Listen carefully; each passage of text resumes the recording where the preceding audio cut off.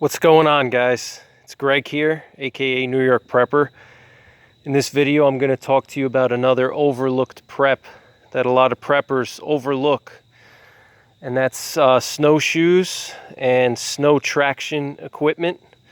I never really see many preppers talking about getting a good pair of snowshoes, and what you're looking at here is some old snowshoes that I have from they're probably about almost 10 years old, and these are actually Cabela's Trans-Alaskan snowshoes, which Cabela's actually doesn't even make them anymore, unfortunately, because Cabela's got bought out by Bass Pro, so the quality of their stuff is really low now.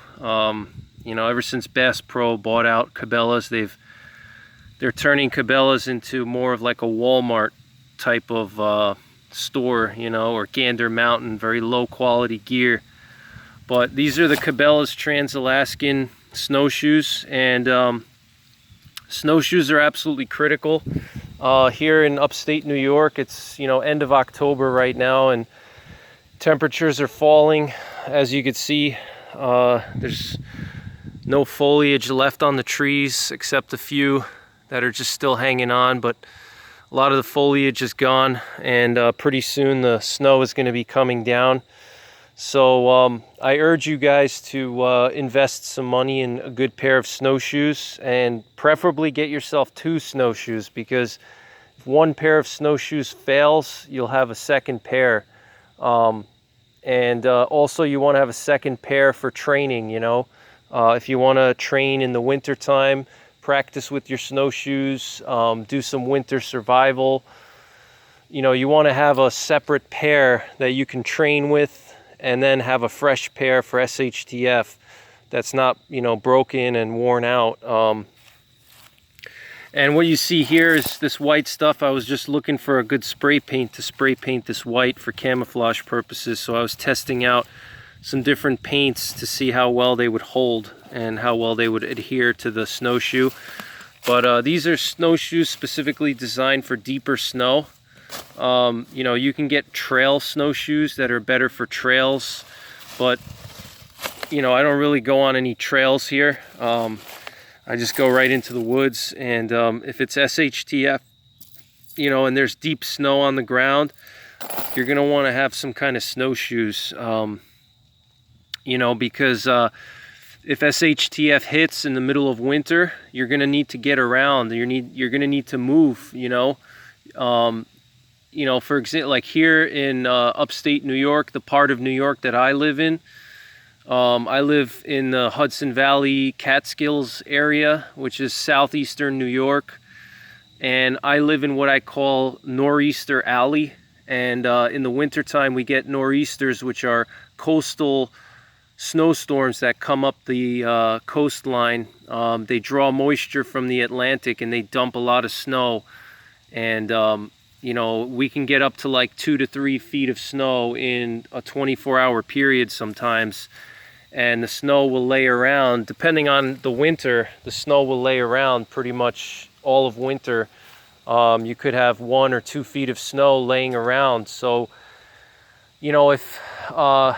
if it comes down to a grid down event, or the power goes out, there's nuclear war, there's a nuclear attack on our country, there's an EMP, there's economic collapse, World War III, cyber attack, whatever it is, and if it happens in the middle of January, you have to be ready for the possibility that you're going to have to operate and be mobile when there's a deep snowpack. Okay, a lot of preppers think that when SHTF hits, it's going to be 75 degrees, and you're going to be able to put your Morel Moabs on and your trail running shoes, and throw on your little water bladder on your back, and you're going to be good to go. But if it's 2 feet of deep snow, and you have to pull security, you have to do a security patrol around your property, or you have to go and get resources, if society collapses and you need to go and scavenge for resources. You guys think that plows are going to be plowing roads and salting them. You know, if there's snow on the ground, you're going to have to be able to move around, okay? If you have to go scavenge resources, if you have to pull security, if you have to do recon, you know, if you have to do static security positions, or if you have to do long-range patrolling, security patrols, you know, you're going to need to be able to move around in deep snow.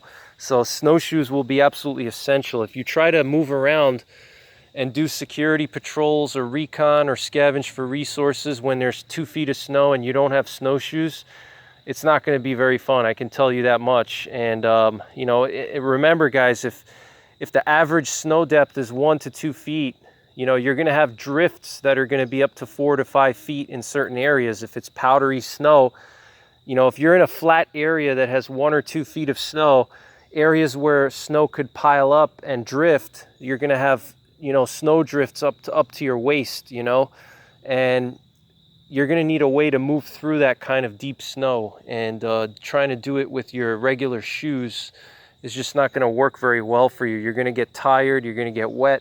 It's going to take you a lot longer. Okay, with these snowshoes, I can float on the top of a 6-foot snowdrift. You know, I've walked on top of 6 feet of powdered snow with these things on, and deep snowdrifts that were up to my chest, and I floated right on the top, you know, and I weigh 250 pounds. So get yourself a good quality pair of snowshoes. Make sure that they're good quality. You're going to probably have to spend at least $150 up to $300. But you don't want to skimp on that, because, you know, if we're talking about SHTF or even just bushcrafting and going in the wilderness in the winter time, you don't want your snowshoes to fail when you're miles away from civilization, or when you're out on a recon patrol, or you're out scavenging for resources and it's in the dead of winter and you're 5 or 10 miles away from your bug out location or from your primary residence. You don't want your snowshoe to pop and break, you know, so invest a little bit of money, get something good quality. It's absolutely essential, I'm telling you guys. Any of you guys that live in the northern tier like I do, northern tier of the US, where you get a substantial snowpack every winter, snowshoes are absolutely essential, all right? And I see a lot of preppers overlooking them. So another thing you're going to want to get is, if your snowshoes don't have any, you're going to want to get yourself some poles. All right, some snowshoe poles. Okay, these are important too. Now another thing you want to get is some traction devices for your boots. If, you know, let's say the snow is not deep enough to warrant using snowshoes. Let's say it's only 6 inches of snow and it's a packed kind of crusty snow, or there's a little bit of ice, or you're in more of a area where the snow is shallow. You don't need to put snowshoes on, but you need some kind of traction. So get yourself some traction devices. Here I have a Catula micro spikes, and these things are great. You just slip them right over your boots, and they have these stainless steel spikes here, okay? You don't have to get this particular brand. You can also get crampons. Crampons are good too, you know, but you definitely need snowshoes, and you definitely need some kind of traction devices, crampons or micro spikes like these. Okay, you definitely need these things if you live in a cold climate and you have snowpack every year. You're going to need to be able to move around in deep snow. Security, recon, scavenging resources, bugging out, escape and evasion.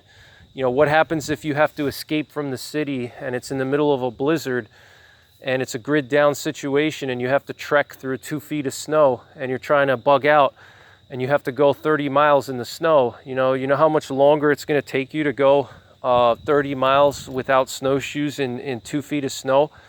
It's going to take you a very long time, okay? So get yourself a good pair of snowshoes before the winter comes and practice with them. You know, get yourself 2 pairs.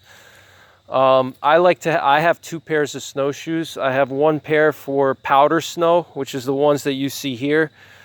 These are more for like soft powder and deep snow. If it's like, you know, at least a foot of snow or 2 feet of snow and it's very powdery, these are the ones that I put on. But if it's like a more compacted snow, or if I'm bushcrafting or I'm going on a trail where the snow may be more compacted, then I have a separate pair of shoes for that. I have the Revo snowshoes, the forget the name of the company, MSR Revo. Okay, those are very good. So that's pretty much it for this overlooked preps video. I hope you enjoyed it, and thanks for watching. Take care, God bless, and don't forget the 3 P's: prepare, practice, and persevere.